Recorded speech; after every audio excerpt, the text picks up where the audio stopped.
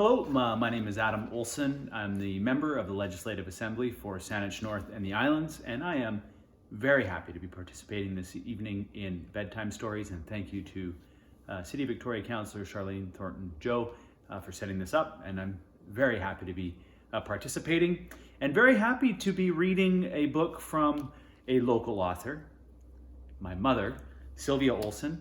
I'm going to be reading this evening Sebastian Sasquatch, and this book was published a few years ago now, one of my mom's many children's stories, and it's illustrated by Cassia Charco, and it's got very beautiful artwork, and it's a beautiful little story, and I'm very happy to be reading this story this evening for you. I hope you enjoy it.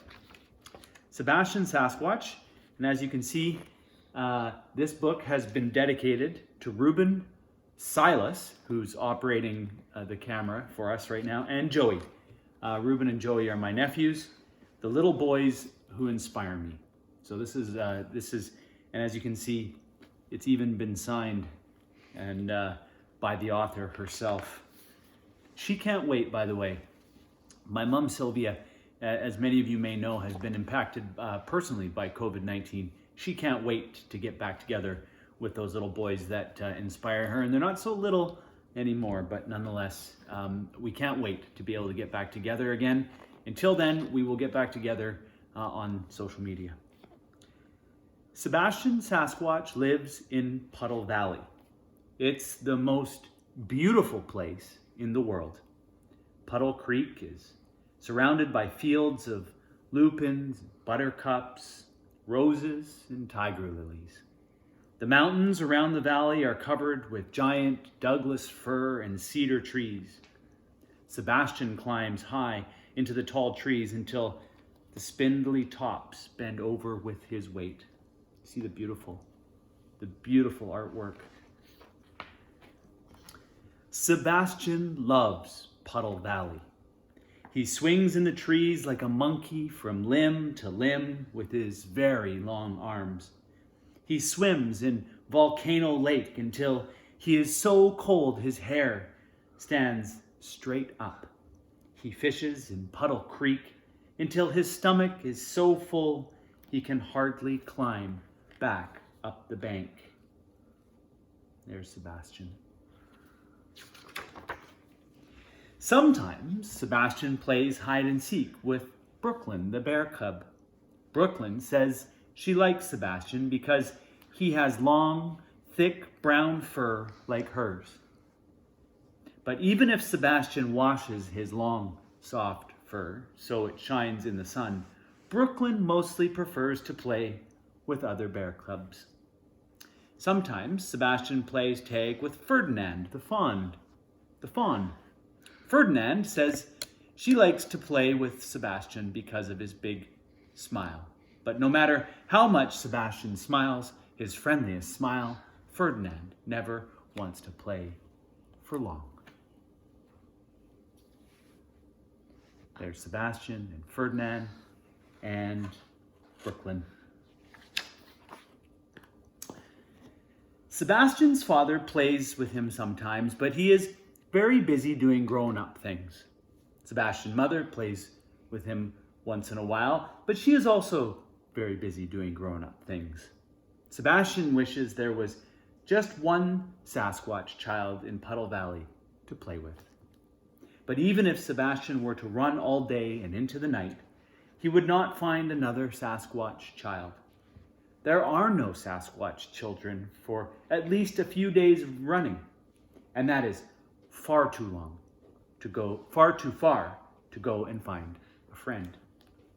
So most of the time, Sebastian plays all by himself, carving little Sasquatches in wood and stone, following animal tracks and chasing butterflies and squirrels around Shooting Star Meadow. Until he is so tired, he falls into a heap on the grass and goes to sleep.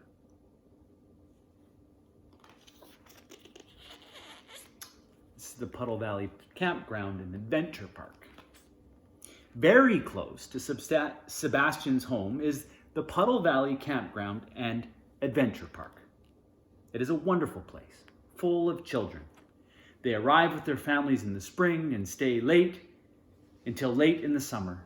And they are the closest things to Sasquatch children Sebastian has ever seen. But they are not Sasquatch children.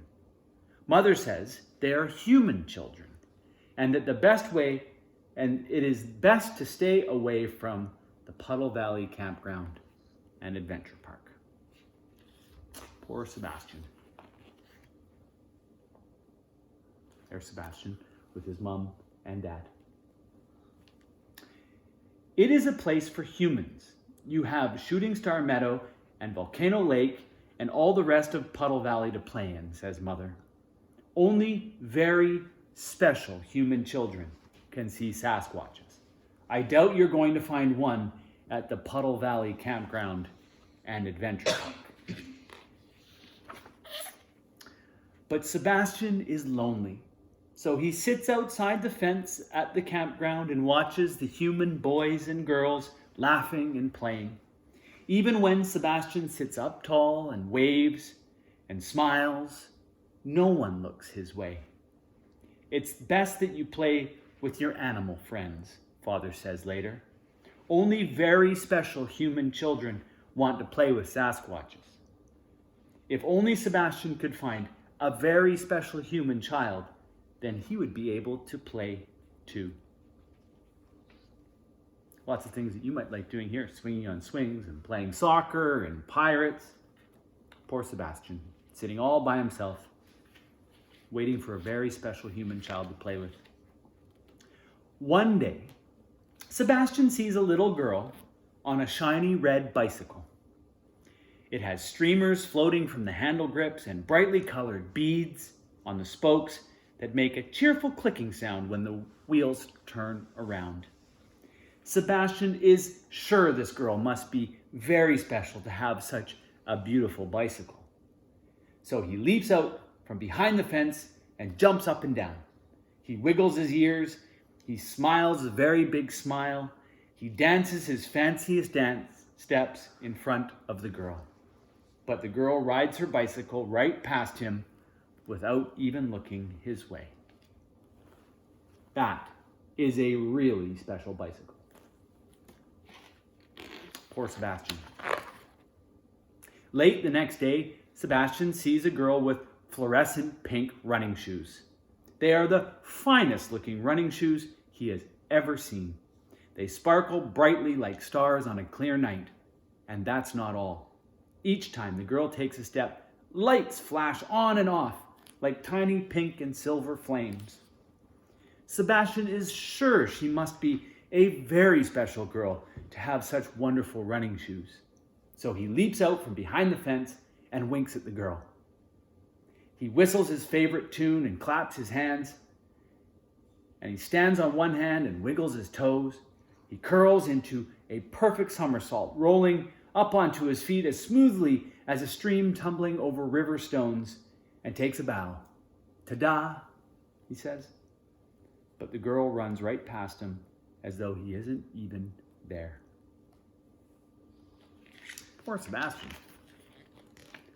The next day, Sebastian sees a boy who stands head and shoulders taller than the other boys. This boy can run faster and jump higher than all of his friends. When they play basketball, when they play baseball, the boy hits the ball farther than any of them. Sometimes he hits the ball so hard it sails over the fence and all the way into the woods. Sebastian is sure that this boy must be very special. So he leaps out from behind the fence and stands up tall. He flexes his muscles and struts proudly in front of the boy. Look at me, Sebastian says. He stands on his hands and gracefully flips backwards, landing perfectly on both feet. But the boy walks right past him without so much as a nod or a wink. There's Sebastian. Sebastian is really trying to find a friend to play with. You see, he's very sad. Sebastian slumps against a tree and stares at the sky. Surely he has found 3 very special children, but none of them want to play with him. When Sebastian gets home, he says, "Father, you told me that only very special human children want to play with Sasquatches. Today, I saw 3 special children, and they all walked by without even looking at me." Sebastian describes the little girl with the bicycle and the girl with the brightly colored running shoes, how they sparkled and blinked. He tells his father about the boy who could hit the ball and how it sailed right over the fence and into the woods. Sebastian's father says, "Oh, my son, special is not about running shoes or bicycles or hitting a ball. Special is about something that is inside a human, something that makes a person see what others don't." The next day, Sebastian sits on an old cedar log near the fence, puts his elbows on his knees and his chin in his hands. He watches the children run back and forth, laughing and calling to one another. If being special is something that's inside a human, how is he going to know which child wants to play with him? "I'm never going to find a human friend," Sebastian says to himself. "I don't even know what sort of child is special." Not far from Sebastian sits a small boy under a tree. He doesn't have brightly colored running shoes or a shiny new bicycle, and he isn't doing anything special. He's just whittling a smooth branch of yellow cedar.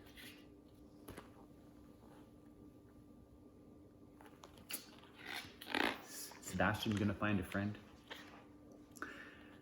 Sebastian sighs loudly. The small boy lifts his head and looks around. Sebastian's furry eyebrows go up.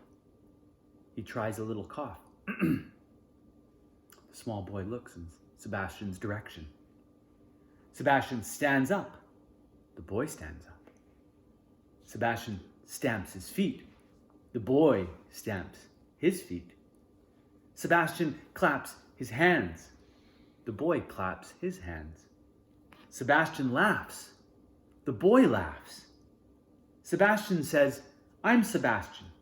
Do you want to play with me?" The boy nods and smiles a big smile. He puts his whittling down on the log and says, "I'm Jack. Do you want to play with me?" "Yes, I do," Sebastian says. He found himself a friend. Pretty soon, the 2 of them are standing on their heads and turning somersaults. They're running and jumping. Sebastian puts Jack on his shoulders and swings like a monkey with his long arms from limb to limb through the forest. They whittle a fine figure of a Douglas fir tree. They whistle and sing and giggle until the day is late and Jack points towards his tent. "I have to go home now," he says. Sebastian suddenly worries. What if Jack won't play with him again? Is Jack really special?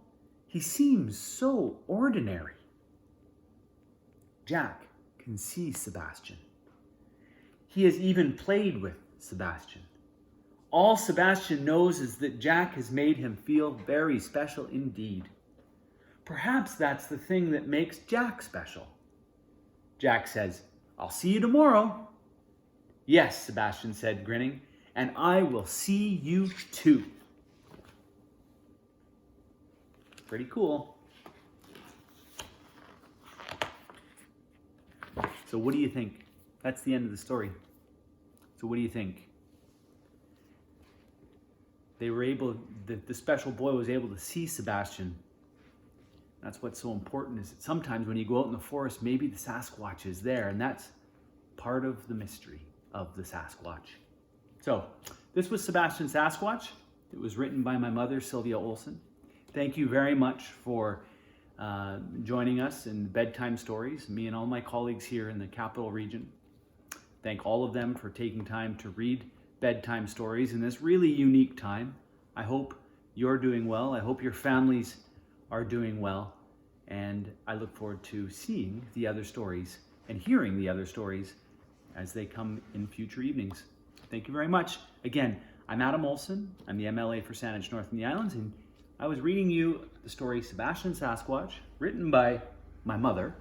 She'll be very happy that I did this, Sylvia Olsen, and it's illustrated by Cassia Charco. Check it out.